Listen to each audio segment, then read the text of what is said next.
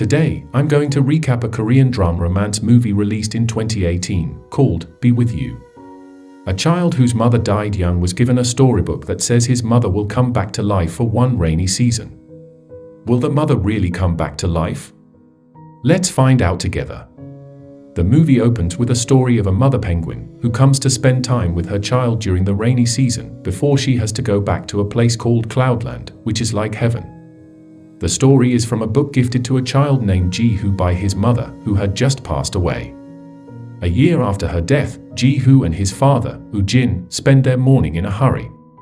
During breakfast, Ji-hoo asks Woo-jin if the rainy season is coming soon, and he believes that his mother will come back to meet him again when it rains.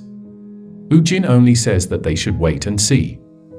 He then brings Ji-hoo to school before working at a public pool. After school, Ji-hoo goes to a bakery owned by Woo-jin's best friend, Hong. Ji-hoo seems upset about his father, who cannot run at the school event's relay race between son and father. Hong cheers him up by saying that he'll run with Ji-hoo instead before Woo-jin comes to pick him up, and they go home. At night, Ji-hoo seems to enjoy sleeping in his mother's wardrobe because it smells like her. Hong is preparing for the run on the day of the race, but Ji-hoo's friends say he can't be in the race because he's not Ji-hoo's father. When Ji-hoo is about to return the uniform, Woo-jin comes to take the uniform and participate in the race. He initially just wanted to jog, but seeing that Ji-hoo fell and they are going to lose, he forces himself to run fast and beats the opponent, but he passes out right before the finish line. The two go home, and Ji-hoo reassures his father that he didn't embarrass him. That night, Woo-jin watches a video of Ji-hoo and his late wife. The next day, it's finally raining, and Ji-hoo runs out in excitement to go to the train station to meet his mother again. Woo-jin follows him and tries to comfort him when he can't find his mother. While walking home, they see someone sitting down under a train tunnel. Ji-hoo shouts that it's his mother, and Woo-jin is hesitant at first, but when they check her out, it's actually Ji-hoo's mother, Soo-ah. Ji-hoo excitedly greets her, but it seems like she doesn't remember anything. After making sure it's not a dream, Woo-jin suggests they go back home first. At home, the father and son agree to pretend that Soo-ah hasn't died so that she doesn't freak out and run away. They make up a story about her being sick and staying at a hospital called Cloudland Hospital before getting discharged the previous day. Soo-ah is confused about why she was under the tunnel, and the two say they were playing hide and seek before a rock falls and hits her head. That's why she has amnesia.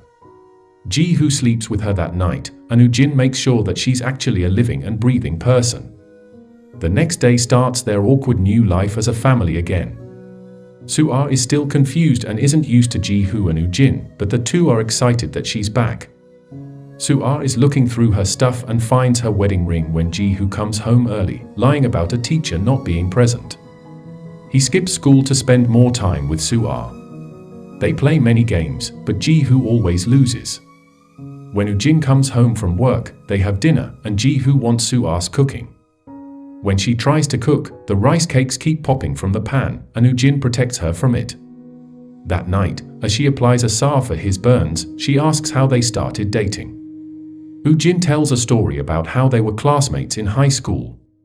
She was the smartest kid in school, and he was a student swimmer. He had a crush on her for years but messes up when trying to become close with her, so they don't speak again until the last day of school. As Soo-ah went to university in Seoul, Woo-jin tries to call her to meet during summer break, but he gets scared and immediately hangs up. Before he gets a chance to ask again, he receives a notice for mandatory military service and only has the next opportunity after 2.5 years. With the help of Hong, Woo-jin manages to ask Soo-ah to meet, even if only to return his pen. They awkwardly meet outside their old school until he finally gets the courage to ask her out for a lunch date. They had a lovely meal and conversation before Soo-ah had to go back to Seoul for a while. Woo-jin chases her and hops on the bus, only to ask if he can write to her, to which she agrees. Hearing the story, the family all laugh together at the silliness. The next day, Soo-ah explores a shed in their backyard. Apparently, it's her workshop filled with art. Meanwhile, Woo-jin is working hard because he's happy, which is noticed by his co-worker, who has a crush on him. Later that day, he is being set up on a blind date with Hong, but he refuses. Hong thinks he's in love and asks who it is, but Woo-jin shrugs him off and leaves, which leads to Hong being the one having the date. That night, the family spends time together at home when suddenly, Hong shows up drunk in a penguin costume, pretending to be the mommy penguin in Ji-hoo's storybook. Woo-jin and Ji-hoo try to hide Soo-ah, but eventually, Hong sees her and gets scared because he thinks that she's a ghost. He runs away from the house while Soo-ah tries to give him a drink. After Hong leaves, Soo-ah asks Woo-jin to continue their story. In the past, they went on a date to the movies and finally held hands. They then go on another date at night, having a picnic on the top of a hill while watching a drive-in cinema from afar. They try to share the one binocular until they finally share their first kiss. Now, in the future, Soo-ah does the same thing again after hearing the story. The three of them spend a lot of time as a happy family, playing games and going to the river to play. When they are coming home from the river, Woo-jin collapses in front of the front door. He gets taken care of by Soo-ah, who asks what illness he has. He doesn't answer. Instead, he says it started after their third date. Back then, Woo-jin was taking Soo-ah home when she gave him a good luck charm for the national swimming exams. He got excited and trained hard for the exam, but he fainted while swimming. He says that his brain has a problem controlling hormones and will faint if he gets nervous or strained. He tried taking pills and treatments, but the illness kept getting worse. His life as a professional swimmer had to end, even his daily life wasn't the same, and he got depressed. Soo-ah visited him after a while and asked him if something was wrong. Woo-jin didn't admit his illness, and instead, he just said he doesn't like her anymore, saying that they shouldn't meet again. He tried to move on for a year, but he couldn't forget her, so he went to Seoul in hopes of meeting with Soo-ah again. One day, he saw her getting into a man's car and felt relieved that she looked happy. A few months later, Soo-ah called to let Woo-jin know she was coming home, and they met at the train station. She hugged him and said that they were meant to be. In the present, Soo-ah feels touched hearing this and lays together with Woo-jin in bed. He says he proposed soon after she quit grad school and Ji-hoo was born. The following day, Ji-hoo talks about a school concert, and Soo-ah wants to attend. On TV, the weather forecast says that the rainy season will end in 2 weeks, and Woo-jin immediately turns it off. Later, Soo-ah is cleaning her workshop when she finds her old diary. She starts reading it, finally knowing the truth from her old self. That night, she reads the storybook of the Cloudland, and learns that the mother penguin needs to go back to Cloudland before the rainy season ends. Expecting that she'll be gone again soon, Soo-ah tries to teach a lot of things to Ji-hoo, like cooking and cleaning.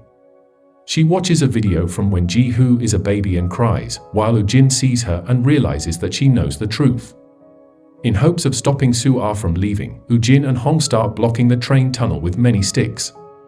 He gets a call from someone. Apparently Ji-hoo was trying to wash his neighbor's car because his friend said it always rains after they wash their car. He cries, and Woo-jin hugs to calm him down.